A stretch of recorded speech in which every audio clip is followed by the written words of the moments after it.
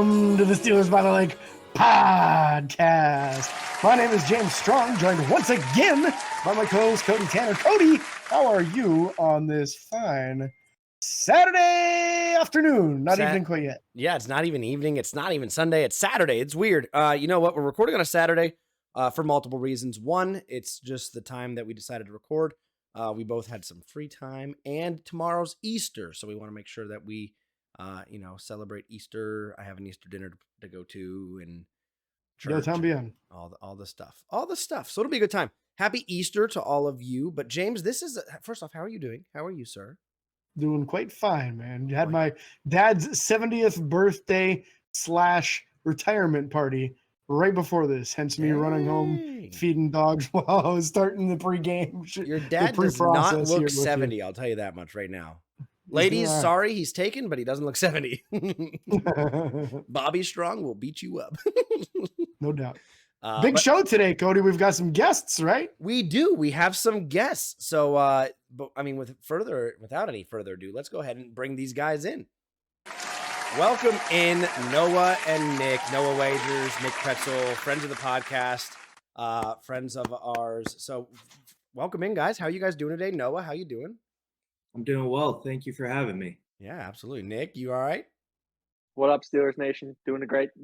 Having a good time. Happy to be on. Oh, happy. We're all happy to be here and talk mock drafts. But before that, James, we obviously have our normal, Steelers news, Steelers updates. So what do we have first this week? 4 signings to talk about. Yeah, and some important ones in my opinion here.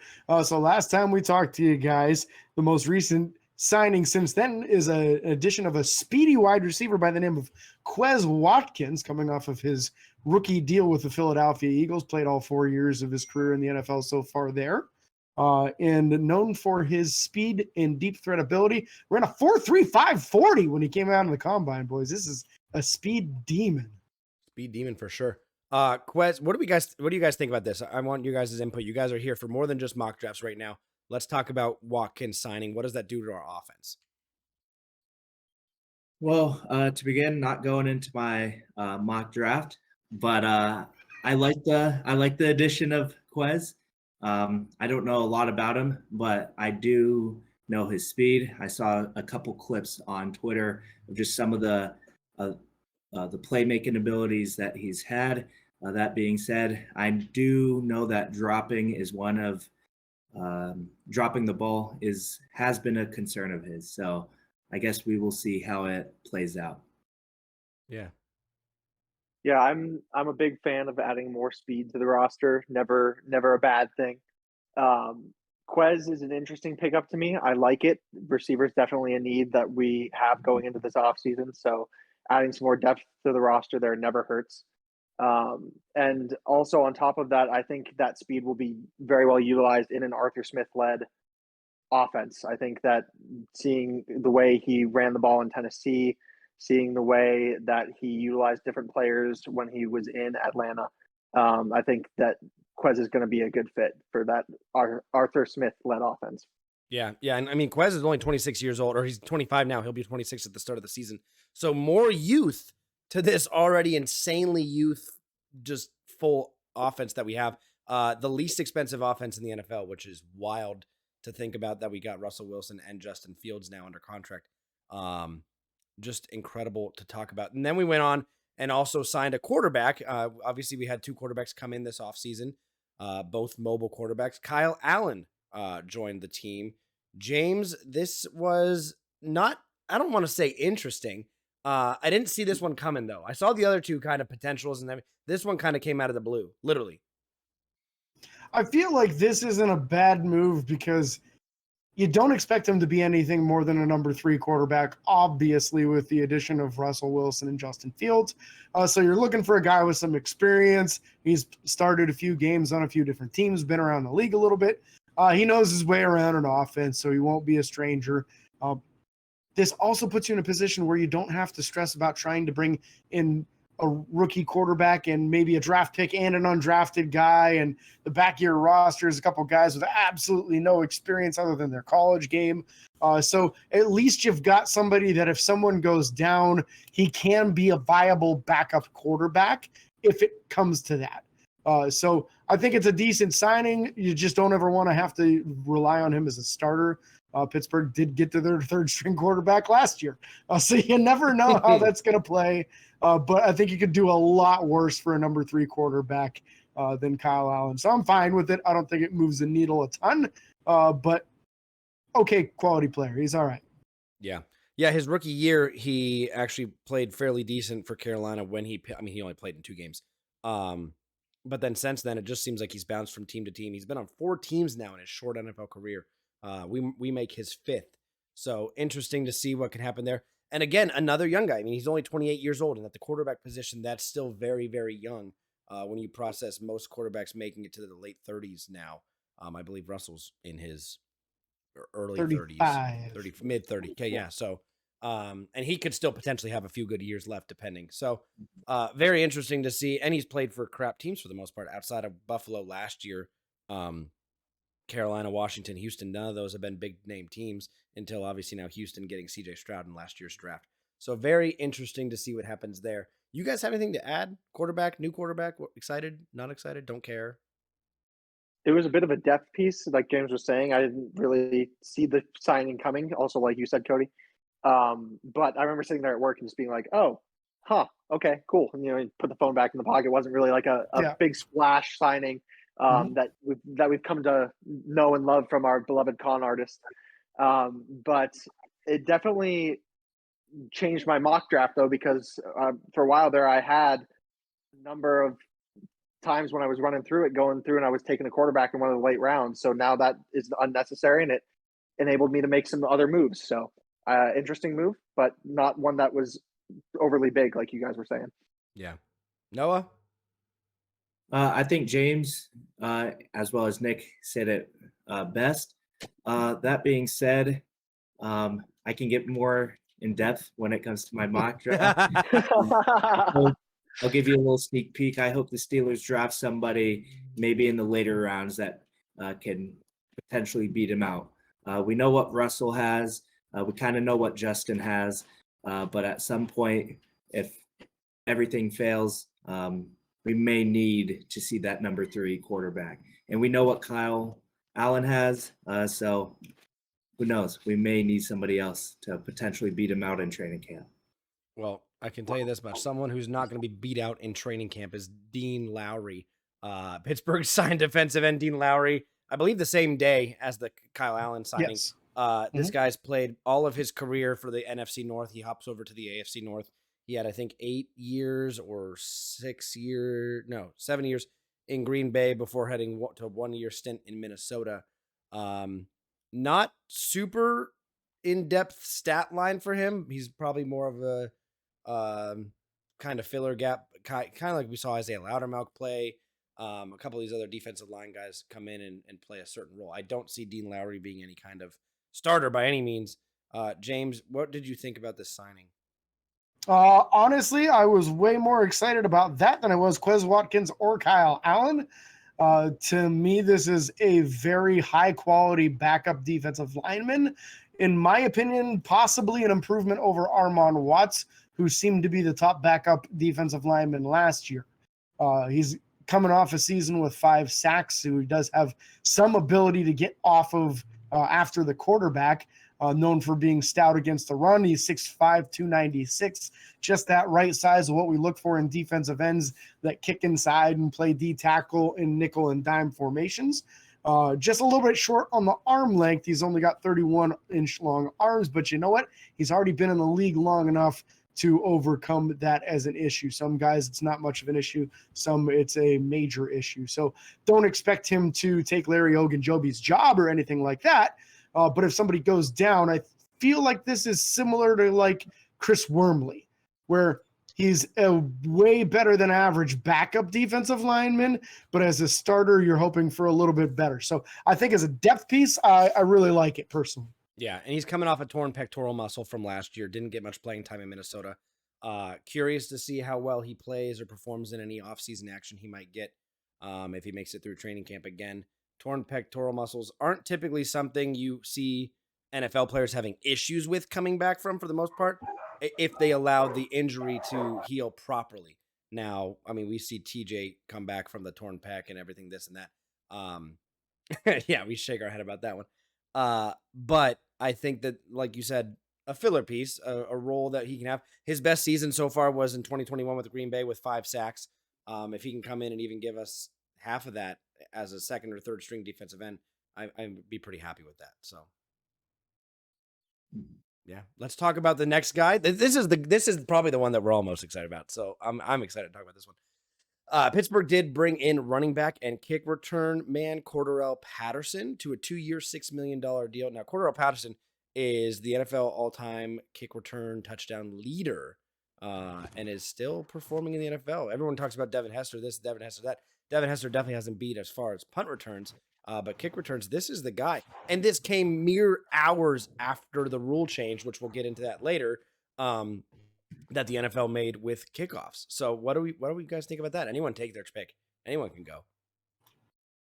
So I really like the addition of Patterson. I don't think it's shocking that the Steelers added him after the rule change. He has experience with Arthur Smith in Atlanta, so I'm excited to see what he can bring to not only the special teams, but to our offense. So, I mean, I'm a big fan of the pick. Nick? Yeah, I mean, the addition just makes sense. When you can go out and get a guy, one, that your offensive coordinator is familiar with from his time in Atlanta, to two, the best, actually what should have probably been my first point, the best kick returner in the NFL at this point in time. He is getting a little bit older, but to that point, even so, he's still got a lot of juice left in the tank, and I'm excited to see what he does. Not a big fan of the rule change, but I think in light of it, it makes a whole lot of sense to be making this pickup. And on a 2-year, $6 million deal, I'll take it any day. Yeah, great value in my opinion here. His resume as far as a kick returner, extremely impressive. We now have three guys on the roster now who are Angry Run Champion Award winners last year. Cordarrelle also got that award along with Jalen Warren and Najee Harris last year. So 3 guys on the roster now. I think this basically ends the competition at running back before training camp even starts.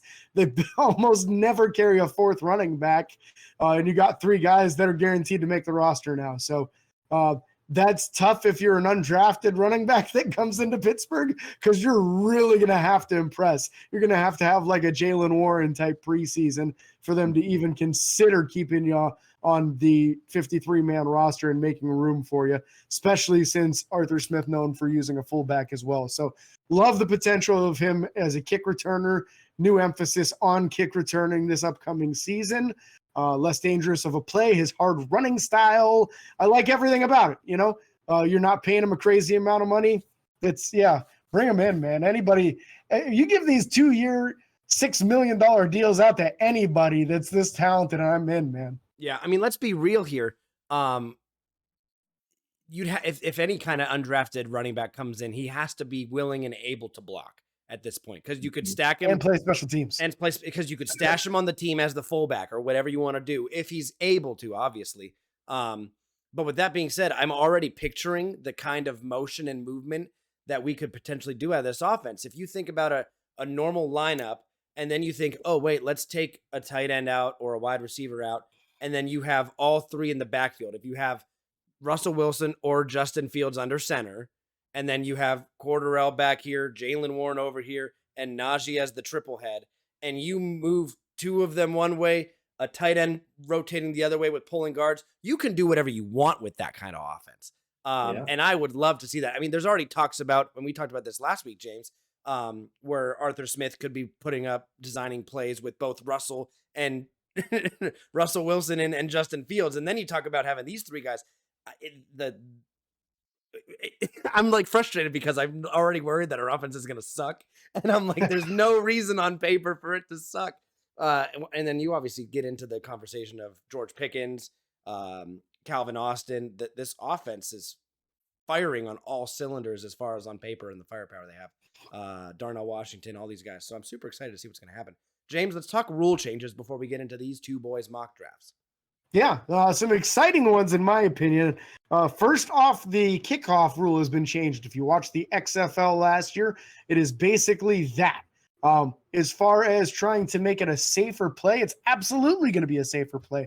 All the players other than the kick return man, which I think there's going to be two now, one on basically each side, one left, one right, and the kicker everybody else is going to be lined up 10 yards away from each other.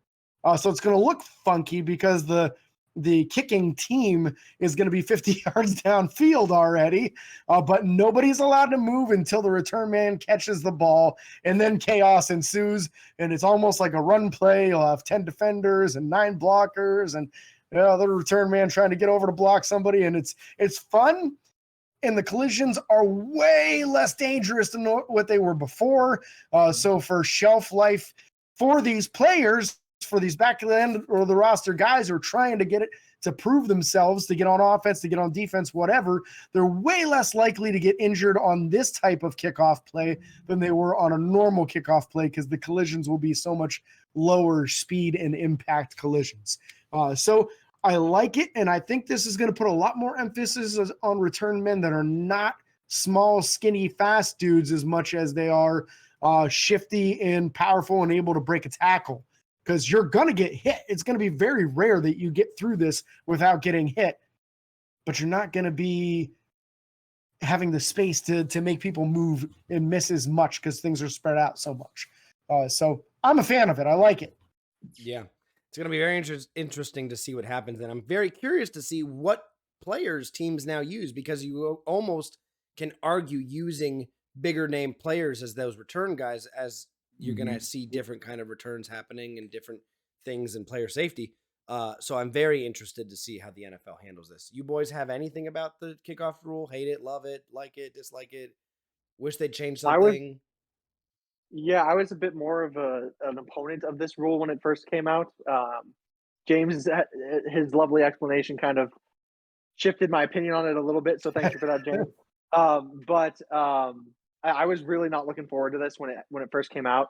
To me, the NFL was preaching player safety and then refusing to listen about the switch from turf to grass that all the players are calling for anyway. They preach player safety and then don't listen to the players and what they're calling for, was my sort of view on it. And also it seemed more like they preach how they want like this high intensity offense. That's what the NFL is going towards, is what everybody is talking about. And then it sort of seemed like cheapen the offense by changing the kickoff, was my initial view of it. But I mean, the more I've seen about it, and I haven't really seen the XFL's kickoff, so I've started watching some of the videos of that. I'm interested to see how it goes. Not overly optimistic about the change, but definitely interested to see what types of shifts happen with, you got different guys in the backfield now, and 2 of them instead of just 1. So it brings in a lot more strategy. So it'll be interesting to see how those pieces look, how rosters move, all that kind of stuff. And I think both of you, both Nick as well as James, discussed that well. My perspective on it is I would have just liked to have seen them do it in a preseason format before they just say that it's gonna happen. Other than that, I mean, I like the move. I like the idea that our star players aren't going to be getting hurt just on a kickoff. That being said, I do like the component of a surprise onside kick, and obviously that can't happen anymore. So, correct. And so the onside kick now has to be declared beforehand and is only an option in the 4th quarter. Also, with this rule, you can't just kick it out of the back of the end zone without there being a penalty for that. It comes out to like the 40 or something crazy if you kick it out of the back of the end zone. So there's a whole lot of different things now to encourage teams to return the kick.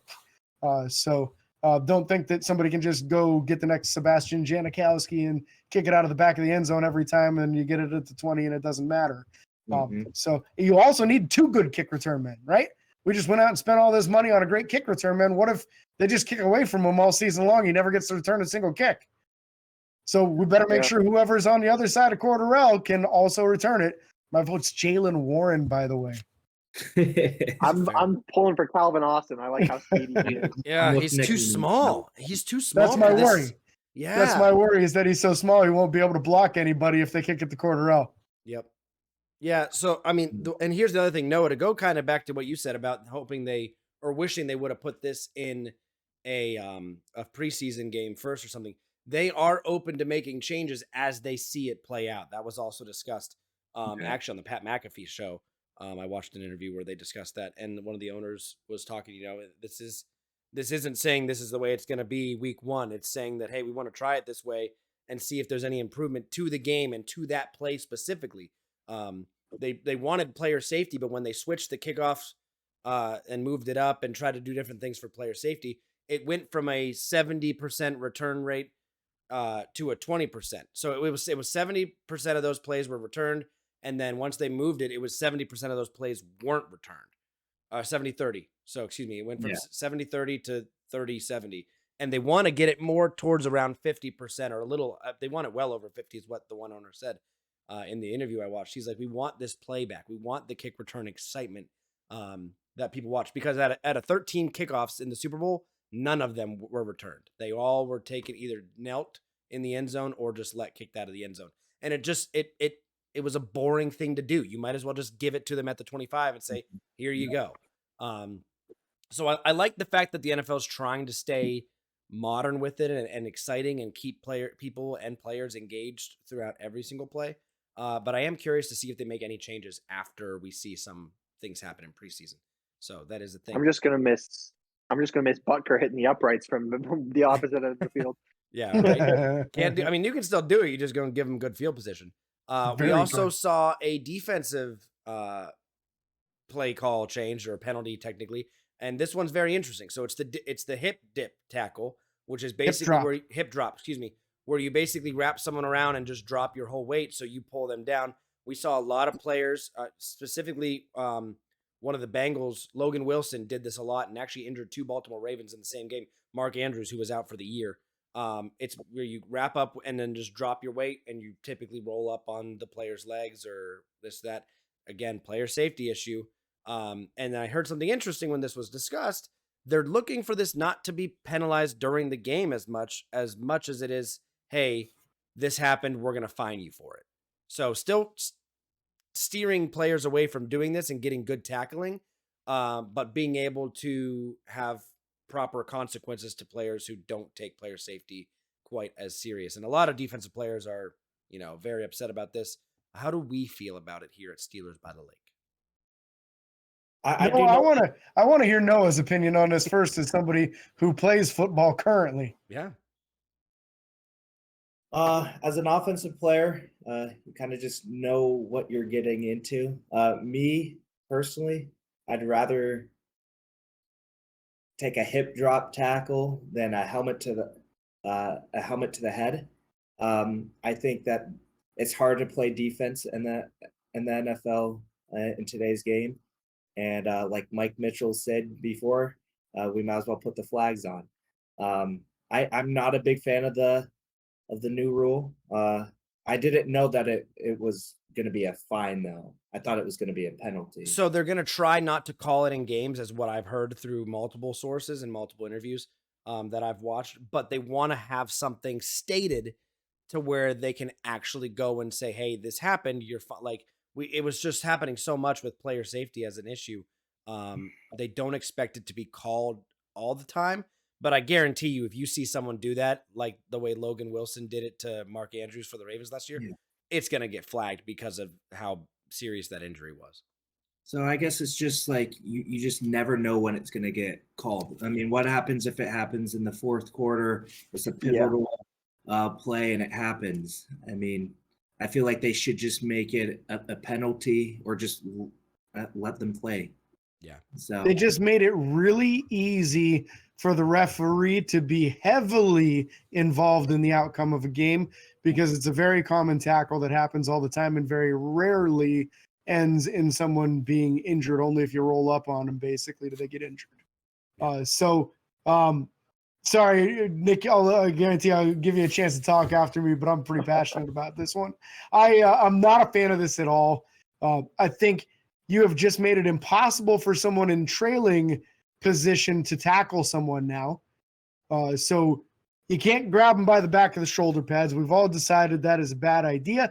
I get that. I'm 100% for that. Do not horse collar tackle somebody that's like ACL injury guarantee, basically. So can't tackle them high. You can't grab them by the face mask. Again, we don't want them to do that either. You're going to hurt somebody doing it that way. Can't grab them by the waist to bring them down if you're behind them. So what are you doing? Diving at their legs? Is that going to cause less injuries by diving at their legs? I would argue it'll probably cause more injuries if you're diving at their legs because you're going to be head first if you're from behind them. So we just made it extremely difficult to legally tackle somebody from behind. I am all for player safety. I think what they needed to do was kind of say, hey, what we're looking for you to do instead of dragging them down is drive through them to tackle. Keep driving your legs and you won't have an issue with it being a hip drop tackle. That's fine for tackling from the front or from the side. It doesn't work if you're tackling someone from behind. That's where the big issue is going to be on this. Just they got to come up with something that's okay for somebody to tackle someone from behind. Otherwise, what's the point of even have speedy guys on your team? You might as well, if somebody gets in front of you, you might as well just let them run the rest of the way because you're not allowed to tackle. Yeah, no, to your point on going low there, James, just ask Nick Chubb when he got hit by Minka Fitzpatrick this past season. You're going low, you're going to get your knee busted. You know, I mean, like they say you can't go high, now you can't go low, and now you can't go for the midsection and wrap them up and tackle them. Like JJ Watt and Noah and a couple other people were saying, bring out the flags. You know, it's what we're going towards if we can't even grab a guy and pull him down. And I think it was on the Rich Eisen show. I can't remember who he was talking to, but somebody was saying, you know, we don't even have a really solid definition of what the hip drop tackle is. Like there's a very vague description, but we can't even define it. And somehow we have stats on it already and how many people are getting injured with this very vague description of what this tackle is. So if you can't tell by what I've been chiming in and what I've agreed with you guys on, I am also not a fan of this rule at all. I let the kids play, you know, like at what point does football stop becoming football and it becomes flag? Like, I'm sorry, I don't like it at all. Yeah, my biggest concern is this is going to be a situation like what we ran into with Jalen Warren last year, where he wasn't getting penalized during games for lowering his head to block people, but he was getting fined every week, and they were taking away his game check dang near every week. I mean, yeah, he was. A lot of those were getting appealed, but still, he shouldn't have to fight to be able to get his paycheck for doing his job. Like, so I don't like it at all, especially when you go to this review process and holding the right to throw the flag if you want to, but we're probably just going to fine you instead and take your money away for playing the game. Yep. Yeah, and that's why I like the other potential rule they were discussing with potentially bringing in the challenge late in the game. I know that I don't believe that's officially been adopted yet, but that would make this at least a little better if they could challenge these rulings. Because like you said, you know, it comes down to 2 minutes left in the game when you're not able to challenge, and then you get called on a hip drop tackle for what they're saying is going to be a 15-yard penalty. 15. And it's going to be like that meme I saw on NFL memes where Josh Allen is sitting there like Josh Allen loses into divisional round to the Chiefs on a controversial hip drop tackle. You know, like that's what things are going towards. Yeah. Yeah, any way that they can control the game. And I do feel that the refs have too much control of the game. And I think you have to kind of find a way to remove that control and remove that moving forward. But again, I mean, Nick, you raised the question, how do you properly tackle a player now? I mean, we've run into that question already with quarterbacks. You can't drive through a quarterback because if you land on him with all your weight, that's a penalty. You can't dive at their legs because if you happen to take their legs out or below the knees or whatever, that's a penalty. You can't, I mean, you got to get the flags. I can't agree with you guys more. I do like the idea of player safety, but I think they're making it just incredibly harder to play football, quite frankly, and it's not going to be football for much longer if they continue along with this path. Another rule change that's not exactly a rule, but kind of a rule, trade deadline. This was something that the Pittsburgh Steelers actually specifically are the ones that put in this request to have the trade deadline pushed back one more week. It makes sense. We added one more week of football. Why not add one more week to the trade deadline? So the trade deadline is now posted for Tuesday after week 9 instead of the Tuesday after week 8. I'm sure that this will be something that comes into play this year because maybe an injury in week 8 happens or this or that, whatever. But I like the idea of extending the period that players can trade. Any other inputs on that rule? Call this I the gotta Cole say- Holcomb and Quan Alexander rule because that's exactly why Pittsburgh put this in. They actually tried to get it moved to week 10. The NFL said, how about week 9? And they said, okay, good enough. So, yeah, that's exactly what's going on here is the Steelers got devastated by injuries and then were unable to trade to acquire anyone and bringing guys out of retirement to play middle linebacker. So I'm a fan of it. I think it's just fine. Don't push it back to like week 14 and get it to the point where teams are eliminated from the playoffs and doing dumb trades. Just I don't want to see that. So let's not go too far backwards with it. But I think week 9 is not a bad move. And if they add an 18th regular season game, then going to week 10 probably makes sense. Given another week for the con artist to cook is okay in my book. That's all I gotta say. Yeah, hell yeah, man. Yeah, James, one more rule to talk about before we get into these boys' mock drafts. What do we got? Yes, so the I don't have a lot of notes on that. In our notes here. It's the injured reserve rule. So what they changed here is something I'm really excited about, and it's probably going to fly under the radar for a lot of people. They're probably not going to talk about it this much. In previous years, if you got injured in the preseason, if you were going to go on the injured reserve and be able to come back that year, you had to be placed on the original 53-man roster after the beginning of the regular season, right? So they would carry you for one day, move you to injured reserve, and then bring somebody that you already cut back onto the 53-man roster. Now you're allowed to take 2 guys that were injured in the preseason, maybe even before that. Let's say Cole Holcomb doesn't come back from his knee. He's not ready to play by the beginning of the regular season. They'll be able to place him directly to the injured reserve and have him still be eligible to come back on the same season. So I don't think anyone is hurt by this, and I think everyone wins. I love the rule. This would have made things so much easier for guys in previous seasons to be able to come back the same season. Like Corey Trice would have been eligible last year. They would have been able to carry him on the injured reserve out of the preseason. Now, I don't know if he was healthy enough to play by the end of the year, but if he was, it would have been a possibility. So I'm a big fan of this. I love this decision by the NFL. Yeah. Go ahead, Noah. No, I think James said it best. I mean, I'm a big fan of that, and it makes sense. It does. It's exciting to get potential more players, especially young guys, the Corey Trice situation, that just have an injury during training camp or preseason, and then they just completely lose a year of football just because they weren't able to be active going into the regular season. So I like that rule. That is very exciting. James, we're going to decide with a coin toss here on who goes first for this mock draft. We're very excited. There's the coin. There's heads. Show the tails. There's no calling it twice. You call it once. Who we giving the call to, James? Since Mr. Wagers is wearing the home team jersey, I think it's only right that he gets to make the call. Well, thank you, Nick. Technically, all right, you you ready? It, but that's fine. Yeah. Call it in the air. Here goes the flip. Go. Heads. Oh, boy, it's on the ground. You're going to have to trust me on this one, boys. It landed tails up. Tails never fails, and Nick gets to go first. Okay. All right. Well, kicking things off with my first 2024 NFL mock draft for the Pittsburgh Steelers. With pick number 20, I have us going to a familiar place and a familiar position. I have us taking Amarius Mims, offensive tackle out of Georgia. Who doesn't love the Georgia Bulldogs when you're a Pittsburgh Steelers fan? And who doesn't love grabbing a teammate of Broderick Jones, our current right tackle? I think with Amarius Mims, you can put him into the right tackle position, slide Broderick back over to the left. I think it just makes sense. You know, it's a perfect fit. He's a big body. He's great in the run scheme. And when he was available, I did have a bit of a hard time because I also had Troy Fotanu available at this point in time. So it was like, which big, powerful, good hands bodied offensive lineman do I take? There were also a couple defensive people there. Nate Wiggins was still on the board, top corner in the draft. And Cooper DeJean, who's like the Swiss Army knife of this draft, who I really think Tomlin will definitely have an eye on.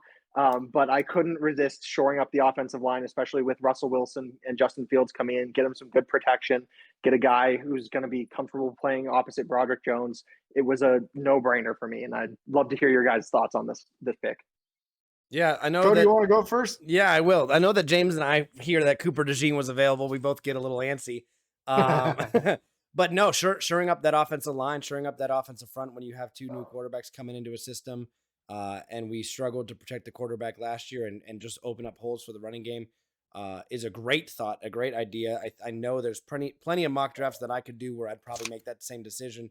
And again, the weakness here that I personally feel and have seen talked about is he only has 8 career starts in college, which is astonishing to think that he's this highly sought after, and had an injury and surgery last year. So again, a pick that I don't want to say I'm sold on, but I would be satisfied if Pittsburgh decided to go this way. So one of the big things with tracking the Steelers in recent years and getting an idea of who they're going to take, at least in the first round, is did Mike Tomlin and Omar Khan, now used to be Kevin Colbert, of course, go to the pro day? Georgia, definitely on the list of teams that they both went to the pro day. So we're going to crack one for you. Well done, Nicholas. This is an energy drink. I am a fan of the pick there. That's a good pick. Amarius Mims, tall, long, super athletic. Why didn't he start 2 years ago? Because Broderick Jones was there starting. So we would have bookend, very athletic, very large and powerful offensive tackles. He's on that short list of guys that make sense from the 4 major universities that both Mike Tomlin and Omar Khan went to. I'm not going to mention the other 3 in case you guys don't know who they are. So I like the first pick. Offensive tackle definitely should be something that Pittsburgh should be looking to address. I'd say at least within the first 3 rounds. I think if you wait till the 4th round, it might not be an improvement over Dan Moore. And that's the goal, right? The goal is to get somebody better than Dan Moore, not necessarily to play on the left side. Ideally, Broderick goes back to left. Yeah, and to your point, Cody, that he played few games, the one thing that I saw a lot of analysts saying is that can be a good thing, it can be a bad thing. You know, like on one hand, he doesn't have the experience. On the other hand, his best football could be ahead of him. So it was a bit of a concern for me, but just his ability to crash into the secondary as well was really what led me to pick Mims over Fotanu as well. For my second round pick with pick number 51, I was screaming inside, so I'm sure a lot of the listeners will also be screaming inside because I did not go wide receiver with the second round pick. I decided to go with Zach Frazier, center out of West Virginia. We do not have a starting center on the roster, and Tomlin was caught at the owners' meeting afterwards in their little roundtable discussion saying, you know, there's only so many guys at the center's position that are plug and play, and I think Frazier is one of those guys. I wanted to take Powers Johnson with the first overall pick, but since he was not available, I went offensive tackle, and Frazier was sitting right there for me. It was a toss-up between Frazier and Jalen Polk for me. Polk's a wide receiver out of Washington who I think would fit really well in our offense. He's got the speed definitely to make himself a valuable piece, and super solid hands too. But you know, we need a starting center. There's not a guy on the roster. Frazier's a good fit in my opinion, and I just had to take a center here because I couldn't allow that offensive line to be without a center, and I think Frazier is one of those plug and play guys that Tomlin was talking about. Yeah, I think that the important thing here to note is sometimes the drafts aren't all fun and games. Sometimes you don't get new toys. Sometimes you get tools that you need to succeed and build a franchise. It sucks. It does suck. We all want to see, oh, we got a new fast guy, or oh, we got a freak George Pickens #2 or whatever. There's a lot of talk about a wide receiver that would be, you know, hand in hand freakish athlete along with George Pickens. I won't get into any names in case people decided to draft him. But with that being said, this would almost completely shore up that offensive line. You know, you have James Daniels and Isaac Seumalo both at the guard position. This would kind of shore up your draft right now. Gives us our starting 5. Day one, those are more than likely the guys who are playing. I can't imagine that Mims wouldn't win out, and Frazier again with no other center really on the roster right now. Spencer Anderson, I think, still on the roster. If I'm not mistaken, I don't believe Pittsburgh released him, and he's capable of playing inside. You have Herbig as well, potentially playing center. Again, this is kind of a pick that gets us to the point where we have our starting 5 offensive linemen. So, again, interesting, makes sense, quote unquote boring, but it is what it is, and I like the pick. Yeah, Zach Frazier is a perfect fit for the scheme. It's a dream come true. I fear, based off of things from a lot of people have as like top 30 best available players in this entire draft at any position. I fear there's a chance he won't be there for Pittsburgh at 51, and they might have to do something about that, either trading up or taking him into the first round if they want him. But as far as size and frame, but densely built dude, almost 6'3", 313 pounds, arm length over 32 inches. So he's hitting that minimum threshold for us on the arm length. You don't want him below 32. That's when they start getting into those T-Rex arms like Kendrick Green, where you can't block a soul. So I'm in. I think Zach Frazier is easily the number 2 center in this class. And I agree with Cody completely. And I wouldn't say almost solidifies the offensive line. I would say it does solidify the offensive line. You never know, injuries, this, that, whatever. You never know. Yeah. But as far as talent, man, that's a hell of a starting 5 at that point, man. All you got to do is worry about in a couple of years whether or not I see Amalu falls off. But the way he's playing right now, I'm not worrying about it. Yeah, so moving right along with pick 84, here's where I address the desperate need that I think we have for receiver, even though we did pick up a couple guys who I think can still have an impact. I went with Ricky Parcell out of Florida. The fact that this guy was still on the board for me at pick 84 was shocking to me. In all of the mocks that I have run, he goes off the board early second round, which I think may be a little high on him. But even so, I'm super high on Ricky Parcell. I don't know if I'm pronouncing his name right, but I have been watching a lot of his film ever since the combine. And man, this dude can move. He's got hands. He wins on the contested catches. I can't say enough good things about Ricky. And if he falls to the Pittsburgh Steelers in a draft like this, and this is how things go, I will be living the good life. I will be cracking an energy drink with James and celebration, because man, if this is how it falls, that's all. I can't even. I'm just gushing at this point. So you got to figure wide receiver is something Pittsburgh's absolutely has to address by the 3rd round, right? There's 2 third-round picks right now.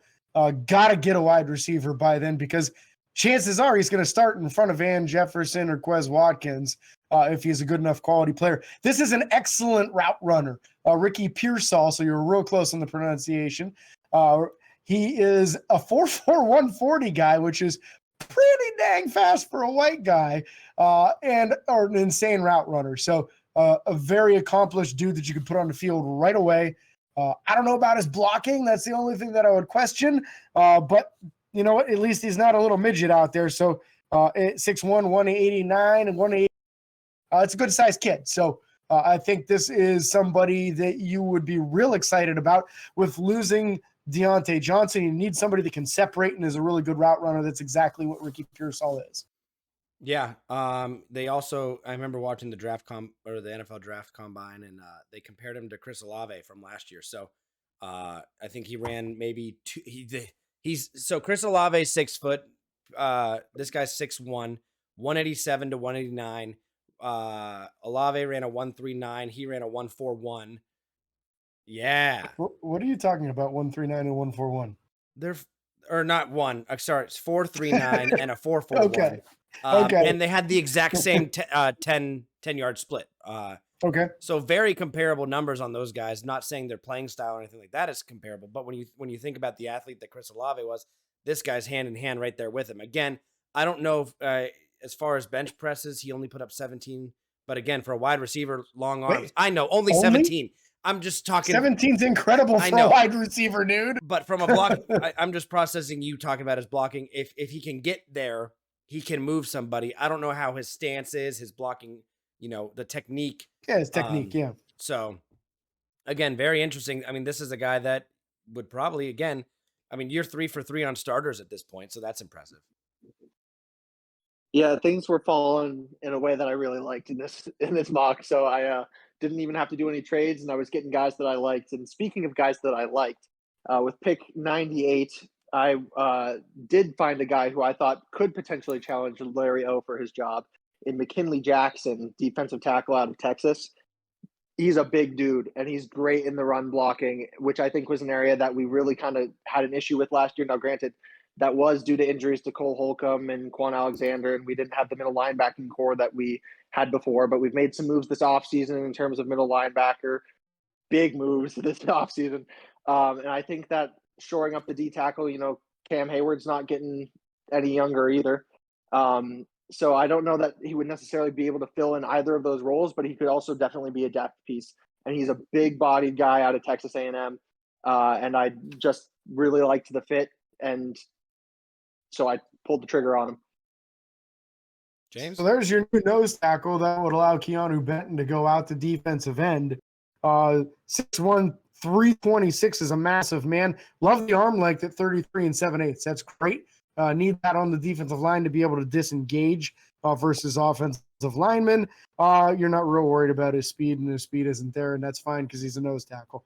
So I think that's a good value in the third round. That's a great depth piece that could be a future starting nose tackle for Pittsburgh when Keanu Benton makes the full transition to defensive end. Yeah, I like the pick. Again, once you get to those later third, fourth, fifth round picks, especially in this draft doesn't seem, James and I've talked about this draft doesn't seem super deep in a lot of areas. And getting a quality backup at defensive end late third round, that's something that I think we can take. I mean, unless you're looking to, again, we just signed a quarterback, so we have 3 on the roster.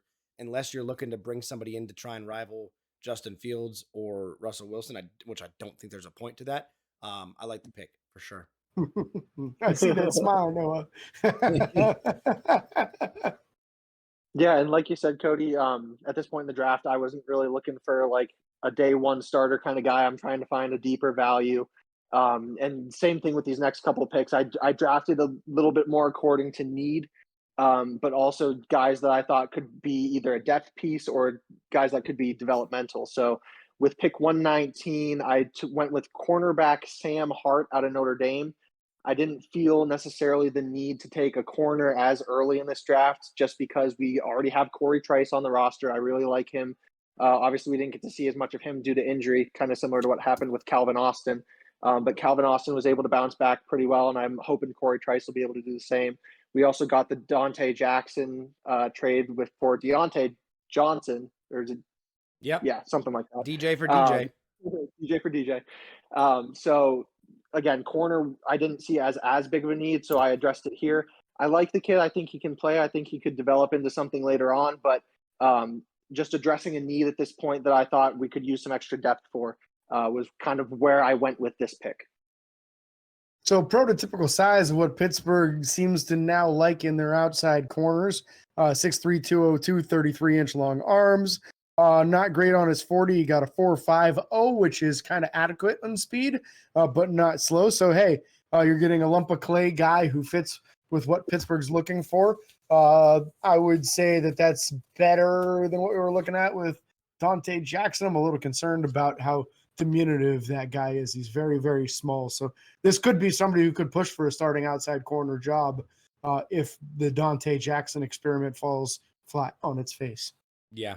The only question here in my mind is, again, you have to remember we're also going to be bringing in a technical rookie in Corey Trice. Corey Trice is going to be technically his first year, his rookie year this year, because he didn't play all last year because of the IR thing. So again, I mean, that would bring in 2 guys technically this year to see what you can get out of them. Dante Jackson at this point, I think has a almost assured spot on the team. I mean, I shouldn't even say almost. He's for sure getting a spot on the team.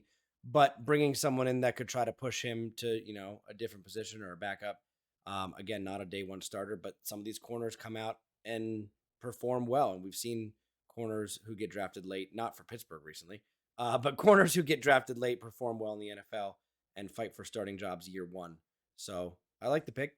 Not Cooper DeJean, but I like the pick. If I could have had Cooper DeJean at pick 119, I would have. But yeah, I don't think that's happening in any world. And again, the reason I went with Cam Hart here is I know Tomlin likes to pulling guys to bring in competition. He doesn't like anybody to think that they've got the job day one unless they absolutely are assured of it. And even then, he likes to push them. So that was the thought process there behind Cam Hart. With pick 178, I went with Josh Proctor out of Ohio State. He's a safety, addressing another need here. Nothing too crazy. It's a sort of a flyer, a hope that he'll be able to be either a developmental piece or a diamond in the rough. Maybe pull a Puka Nacua situation and end up being way better than anyone ever expected him to be. Although Nacua did have some early grades before injury concerns. But I'm hoping Proctor can kind of be a similar situation here, step up and be a starting safety for us going long term. But again, just addressing a need later in the draft. Definitely a position needs addressed, in my opinion. So you got a good size kid here. Josh going 6'1.5", 199. Ran a 4.55 40, so not too bad on his speed for a safety. So you're getting another person in that room, which you at some point in time got to start taking shots in the draft, right? Like they're just, I mean, other than a few years back taking that kid in the 7th round that they were using more as a corner than they did a safety, they're not taking swings at safety. So you need to start taking some swings rather than just constantly bringing in free agents and kind of low-level ones at that. I do like Deshaun Elliott. I think he could turn out to be pretty decent for us. But again, at some point in time, you got to swing the bat. So I like taking the bat off of your shoulders and swinging at safety here. Yeah, I agree with James. Again, this guy is not a coverage guy. He's going to basically come in and allow Minka to be Minka. He'll be the run support guy, covering kind of the middle of the field, lower if he plays any kind of zone, or if we do cover 2, obviously he'll be deep. But not a coverage guy, not someone we're looking to get picks or interceptions, kind of more of just a guy who's going to be playing as a support in case something gets too far downfield. Yeah, and that was kind of what a lot of what the scouting report was saying on him. You know, he kind of fills that role a little better. So if he can end up doing that the higher level, the next level in the NFL, awesome. And then Minka can be Minka. So that's what I'm hoping for him. And then with the last pick that we've got, pick 195, I ended up going for another D tackle just because I thought we were a little short on the position. I would go for Logan Lee out of Iowa. Again, Cam Hayward's not getting any younger, neither is Larry O. So don't think this guy's obviously going to be a day one starter. Just another swing of the bat, as James kind of said, but kind of shoring up what I thought was a thinner position on the roster, and hopefully he can be a decent backup and make the team. Yeah. Logan's definitely one of those dudes. Cody, you want to go first? Yeah, I mean, he's a big guy, 6'5", 281, a little lighter than I think you'd kind of want. I mean, he's big, he's lean, he's he's got a big build. If you haven't, I mean, I watched his 40 time. He ran, I think, a 5.05, which is decent for his size. Did 25 reps on the bench, decent strength there. I don't think he's a guy that's going to come in and immediately secure a roster spot. But again, in a position where we're so limited on who we have, there's a chance that, like James talks about all the time, lump of clay, bring a guy in, see what you can mold him into. He has the upper body strength to move people. He has the quickness to get around people. I think it's just a matter potentially of technique. Maybe he can come in and learn something from Cam Hayward, Keanu Benton, even though Keanu Benton's only going to be going into year 2. But hopefully come in and get some coaching and maybe be coached up into a good player. And I miss having a beard on the defensive line. This guy has a decent beard. If Brett Kiesel gets in the room with him, maybe he can help him out. I don't know. We'll see. Maybe we see something happen there. Beard. So Logan's a great scheme fit here. That's my big thing on this. It's 6'5", 281. That is almost, he's a hair light for a defensive end at a 3-4, but he's a rookie. I'm not concerned about that. He can put another 5-10 pounds on pretty easy. Mm-hmm. So I think this is a good move for a late round guy, and an important thing for Pittsburgh to be considering here, because at this stage, I would say I'm underwhelmed with what we've seen out of Isaiah Loudermilk and also DeMarvin Leal. Neither one of them is popping on the field right now. You're hoping one of the two of these guys, if not both of them, would be high-quality backups that you could see possibly taking over a starting role. right now we're in a situation with both of these guys that if they get 1 sack in a year, we're excited, and that's not good. You need more than that out of your backup defensive lineman. We need someone to be excited about that we can look at and say, hey, man, this guy can get you a little bit of pass rushing juice. He can get after the quarterback some. I need to see that out of young defensive linemen. And it's just been so sparse with Isaiah Loudermilk and DeMarvin Leal. So let's get him some competition. Let's make sure that seat is really hot at the end of the depth chart on the defensive line. And I'm good with this completely. I like Logan Lee. Yeah. Overall, good draft. Everyone, let's give him a draft grade. I'm going to say B+. Honestly, that draft is probably an A, honestly. Oh, yeah. You would say the value you got in those first 3 picks alone is fantastic. And then you got a bunch of scheme fits afterwards. So I think if the draft were to fall that way, Pittsburgh should be really excited about it. And then you just got to hope that one of the corners, whether it be Cam Hart, Corey Trice, or the other young guy that we picked up off of waivers last year, one of the 3 of them can turn into another quality starter. Because right now we're missing that nickel starter, right? We don't have a nickel corner right now. So we need somebody to be able to fill into that role. Well, and now it's time, the second mock draft of the day. Hey, I know a guy might be willing to do one for us. Know a guy. Here we go. So the Steelers got rid of one of my favorite receivers in Deontay Johnson. So I had to, at pick 20, get a new Johnson. And I was lucky enough to draft Jackson Powers Johnson, offensive center out of Oregon. We all know that the Steelers need a quality center. We haven't had a good player at center since Marquise Pouncey. Kendrick Green was embarrassing.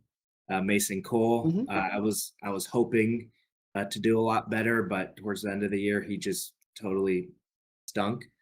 I mean, Jackson Powers Johnson, 6'3", 328. Also on the board at that spot was J.C. Latham out of Alabama, 6'5", 342. Right tackle.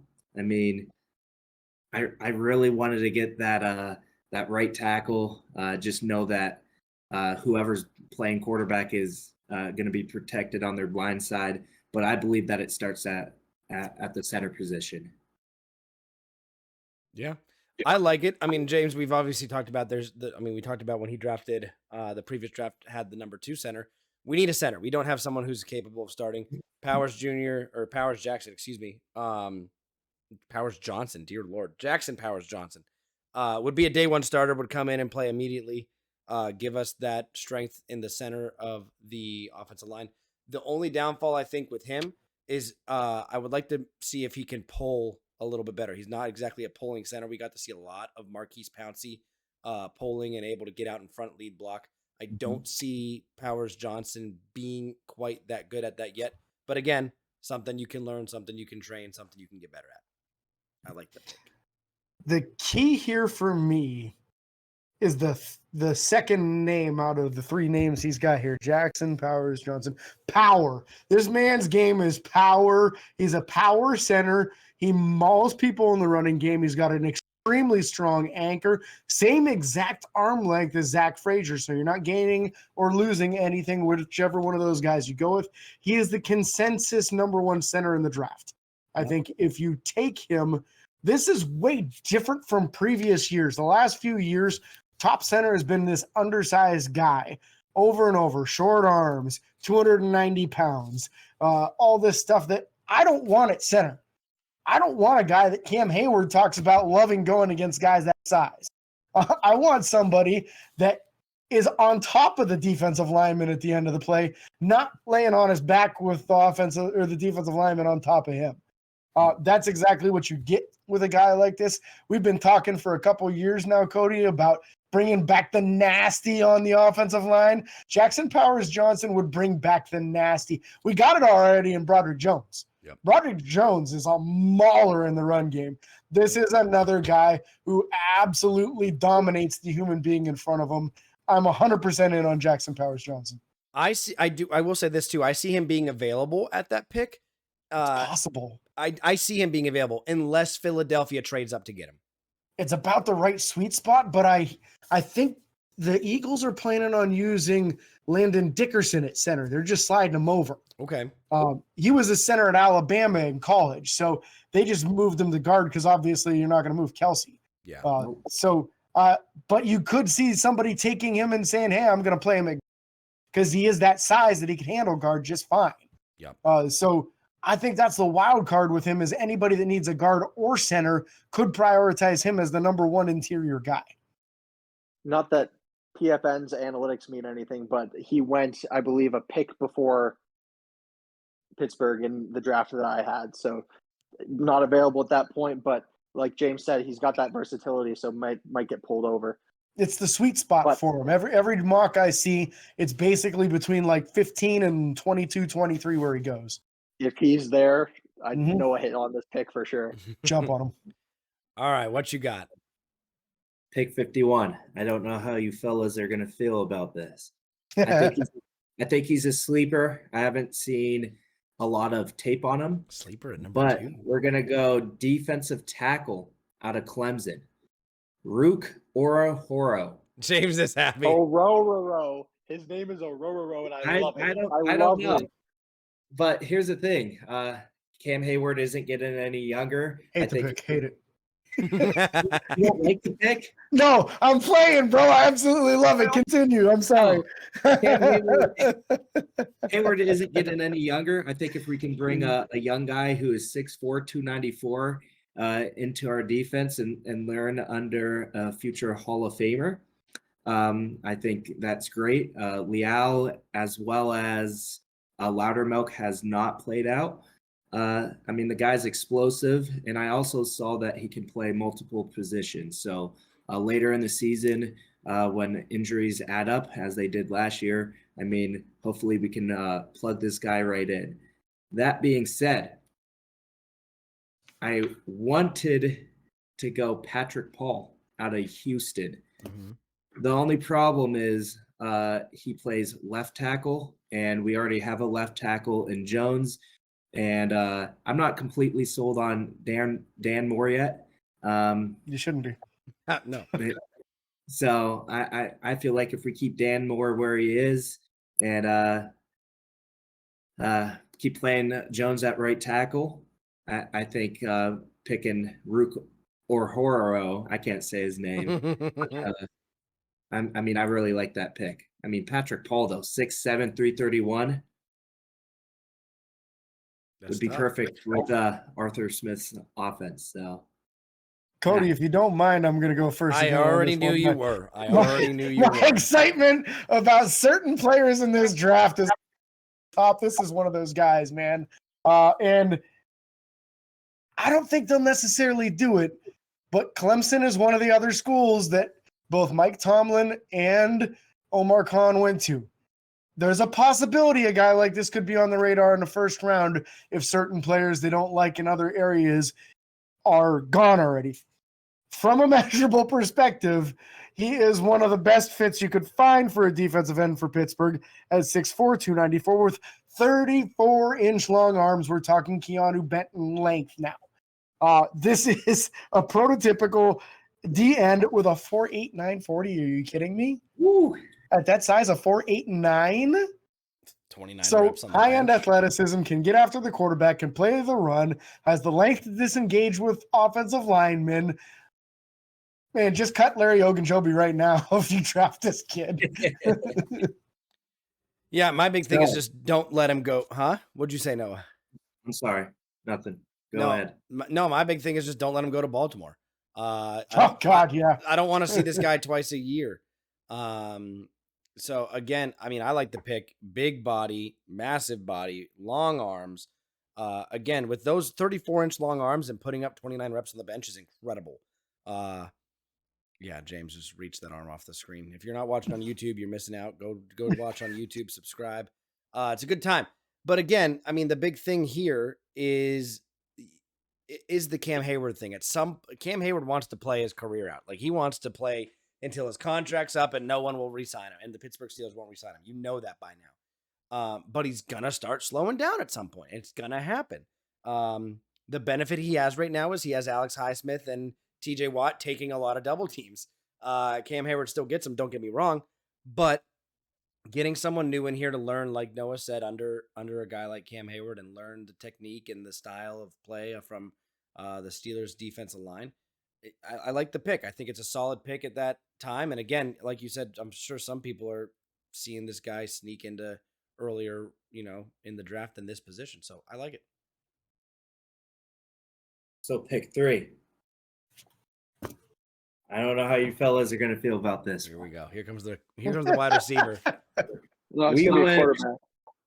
No, we got Not a wide receiver out of Alabama, and we went Jermaine Burton. So 6 foot, 196. Steelers obviously need a wide receiver. I watched the tape on this guy, and we already have somebody that will go deep. Jermaine Burton's tape looked really good. I mean, sure hands. He will catch the 50-50 ball. Again, we already have that. Who I really wanted to get, and I was hoping fell into the 3rd round, was Xavier Legette. Unfortunately, I couldn't get that. 2nd round, I also wanted to go Troy Franklin, just a speedy route runner. I was also tempted to go with the GOAT's son and get Brendan Rice or Malik Washington. But I don't remember the last time the Steelers got a wide receiver out of Alabama. And I just know that they can produce. So that's who I went with. Cody, you want to go first on this one? I've been greedy. No, that's okay. I mean, I like the wide receiver pickup. I like the fact that he's quick, he's speedy, he's athletic. The big fear here is his ability to block. I don't know how much of a blocker he was in college. I'm sure it wasn't quite enough. That's my biggest concern here. I like the fact that, we do need a wide receiver, whether we continue to sign free agents or get an undrafted guy. I would like to see us add 1 or 2 more wide receivers to bring into camp. It will happen. But this guy comes in 6 foot, good size, 4.45, very, very fast. 38.5 on the vertical jump, 11.1 on the broad. He's athletic. I just don't know as far as the scheme fit if his ability to run interior routes without showing too much is there or not. And again, the blocking is the big thing. Pittsburgh loves their blocking wide receivers in a run-heavy offense. Yeah, I think this is a good-sized kid. He's not small, he's not huge, but it's the right size. I like that speed. 4.45 is fantastic. And those jumps that Cody just mentioned, that's a really good broad jump and a really good vertical jump, which typically means explosiveness. Guys with really good explosiveness typically good at separation. So I think this is probably a good sign for his athleticism. I kind of wonder right out of the gate, is he good return man? Because those kind of measurements kind of scream return man to me. I know that I'm thinking with the new rules, maybe running backs make more of a sense than wide receivers. But I think this would be a pretty solid pickup of a guy that could probably push for a starting gig right away, opposite of George Pickens. And I think personally that it is still a position needs addressed for Pittsburgh. Yeah. Let's hear what you got in pick 4. So this is my favorite pick of the draft, one of them. Oh, here we go. This guy makes me want to run through a wall. When I think of Pittsburgh Steelers at the linebacker position, this guy screams Pittsburgh Steelers. That's where I'm at with this. We're going to go all the way down to Florida. We're going to go with James Williams, linebacker, 6'4", 231. Can also play safety. This guy has a hard-hitting mindset. Now, I hope he's not somebody who's going to do a hip drop tackle, but I know if you come over the middle, he's going to hit you. I just love this pick. Again, he's versatile. He can move throughout the defense. We saw, I believe it was the Colts game when the Steelers were wearing thin at safety. Somebody who can learn from Patrick Queen and from an elite defense could get plugged right into that safety position and compete. I love this pick. James, go ahead. My bad, I was muted. Dogs, probably a few times already in the show. So, quick question for you: are you original on both of these right now? James, your mic's cutting out. Are you still original picks, or are you trading on any of these? I didn't trade in any of my Okay, picks. cool. So you're staying. The whole thing is the normal picks. Okay, cool. Pick 98. James, what you think about this one? Oh, it's a projection, right? Because he played safety in college. Basically, what they said is they don't think he's fast enough to continue safety at the pro level, so you're going to move him to linebacker. The key for me when you move a guy from safety to linebacker is he going to be able to disengage when a guard or a tackle gets their hands on him? He's got great length, 33 and 5/8-inch long arms, so he just needs to learn the position. In the fourth, it's basically a fourth round pick. It's a compensatory third at 98 there. You're getting somebody who has potential. We need to restock this linebacker room, and you would think a guy with this kind of size and pretty good speed, 4.65 is decent speed for a linebacker. I would say very good for a linebacker, decent speed for a safety. Should be good on third down, fourth down, and long situations. Stick a guy like that out there with Patrick Queen. I think you're going to break up some passes and get some interceptions. That really, really eliminates angles and areas of the field that can be attacked by the opposing offense when you've got a guy that big with that kind of reach and athleticism. So I think the potential upside on passing downs with a guy like this is very high. And another reason why I was huge on picking him is because I know that the Steelers have had trouble with their linebackers covering the tight end or sometimes the running backs.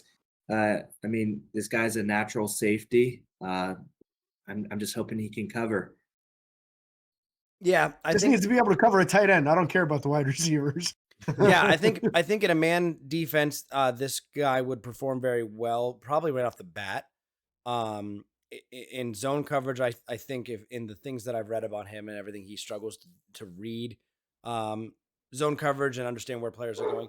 Again, this guy, it's James. It's what you look for. It's a lump of clay. It's a guy that can come in and learn a new position. You can mold him to what you want him to be. You can create him to how you want him to be. Very interesting pick here. Again, safety to middle linebacker conversion doesn't always go well, but I like that better than the alternate, trying to convert someone who played middle linebacker in college. In some of the new faster style defenses, they're using bigger, faster guys that can make that conversion over. I prefer safety to middle linebacker than linebacker to safety. Again, if this guy can come in and has the long arms, like James said, and can learn to disengage and be able to go stop and help the run, and is willing to take a hit over coming out through the middle. He will. I like the pick. You said he makes you want to run through a wall, so maybe I got to look more. Maybe I got to go look up some more tape. So I'll definitely do that when we're done here with the show. But a pick that is interesting, not one that I thought about a whole lot, but it's very interesting. I like it. So with pick 119, I'm going to go all the way back to Oregon. I'm going to go Kyrie Jackson, cornerback. Corey Trice, this is his rookie season. I do know that Corey has had problems with his ACL tears in the past, so that's definitely a concern for me. Joey Porter Jr.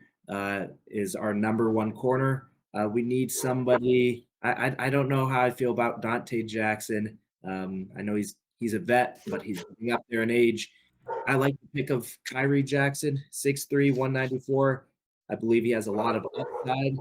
I watched a little bit of his tape. It looked pretty good.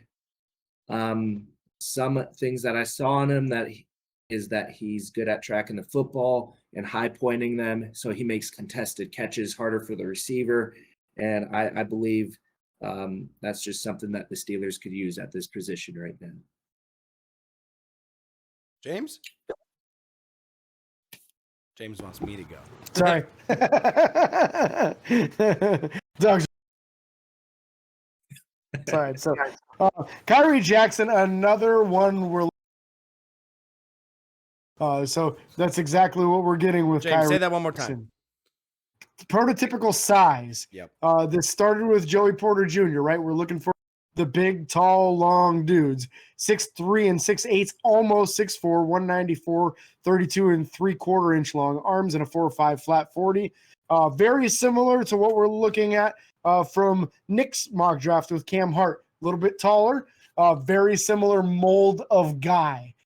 Pittsburgh seems to love this size right now, which is why acquiring Dante Jackson was such a weird question mark because he's so small in comparison. But he fits what you're looking for in size. He can shut down with his length and height one side of his field, most likely. So I think it's a nice pick. I think there's some real possibility there of possibly rounding out that top 3 in the cornerback position with a guy like him.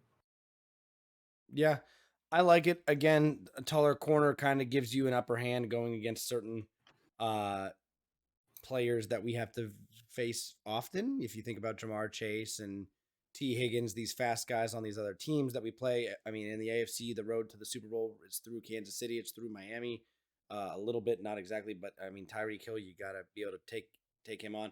This is someone that even if you get beat by someone with 4.3 speed at 4.5, you got to imagine he can keep up enough to high point a ball above some of these faster guys. So again, I view this very similar to the last one. It's lump of clay, a guy that comes in.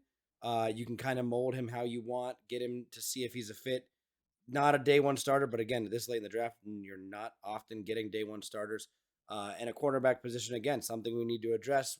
We don't have that second starter right now for sure. That nickel starter. So got to see what we can do. Got to see who can perform in that position. Another option here.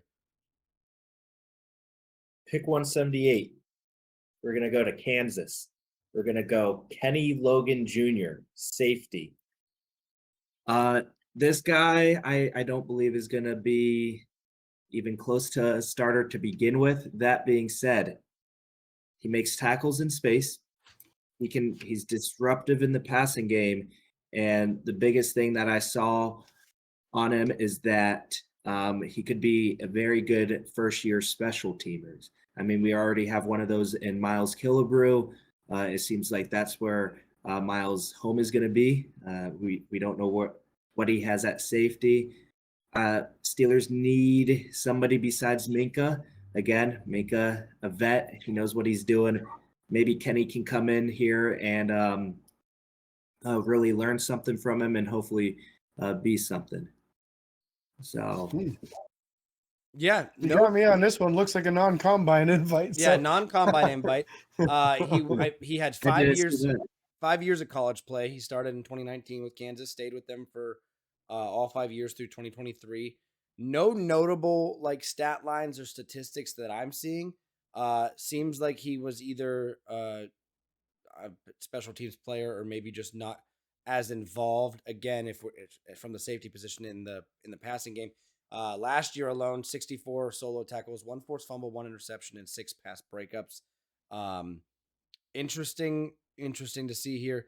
He had over 100 tackles both of his previous 2 years, 2021, 2022. So he's not afraid of, getting involved and making hits, which is exciting. The big thing here is in my opinion, the forced fumbles. He had won all of his last 4 years. And again, those interceptions, the first year he didn't have any, then he went 2-1, 2-1. So he's getting involved. He's probably got some kind of eye for the ball or ability to be at the right place, right time, which quite frankly, a large part of that is football IQ. And maybe he's sneaky and has that. And I'm not sure. Again, you got me here. You got James here, not someone on our radar, but someone that we'll be watching out for now. So last pick. I had to go quarterback. Here we go. Here's the thing. We know what we have in Russ. Let's just say he goes in, it's week 6, and it's not looking good. We're probably going to plug Justin in. we'll see where we go with that. Here's the thing. I'm not a big fan of Kyle Allen. I mean, he's been passed around for a reason. So I went all the way to South Alabama. And I believe the Steelers met with this guy, Carter Bradley. I believe he's a sleeper. I almost went with Sam Hartman. The only thing that really deterred me is that Sam Hartman is 6'1", 211, and Carter Bradley's 2 inches taller at 6'3", 218. This is the Steelers' last pick of the draft.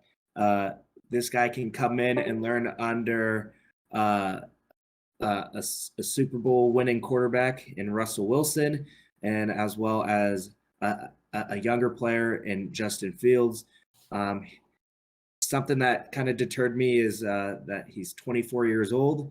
I would like a younger quarterback, but I hope we never get to that, to having to put our third string quarterback in there. But again, for the possible future, I like this pick. James, you And want to I'm go first? hoping to beat Kyle Allen out in training camp. I think it's a smart move because the way Pittsburgh is with offering undrafted free agent contracts, they don't get the pick of the crop. So if you're going to bring in a rookie, you might as well take a shot with one of these 6th-round picks at quarterback. So I like the idea. I think bring somebody in for competition. Got to have somebody run this rookie training camp. Why not Carter Bradley, man? So I think good idea. He's got a great completion percentage in college, which typically translates well to the NFL. So I think that's a good move. I think it's a good move. I think Pittsburgh should highly consider taking a quarterback either 4th round or beyond. 4th or 6th round, I think we should be looking at a quarterback because you need, if nothing else, a backup quarterback for 2025 to whoever the hell the starting quarterback is going to be. Because right now, none of these guys under contract are under contract past 2024.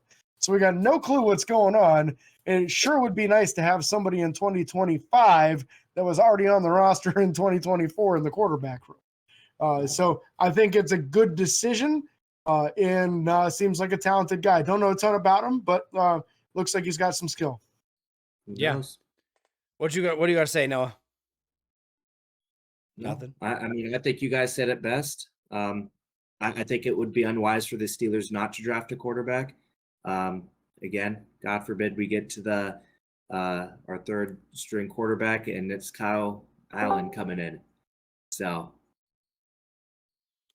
Yeah, so we are super excited for the draft. Obviously, we can't thank these guys enough for joining us and sharing their drafts. If you guys think their drafts went well, if you guys think their drafts was no bueno, just let us know, and we'll be excited to do one of mine or James next week. Maybe both of ours. We'll figure that out moving forward. But again, thank these guys so much for joining us, Noah and Nick Praetzel.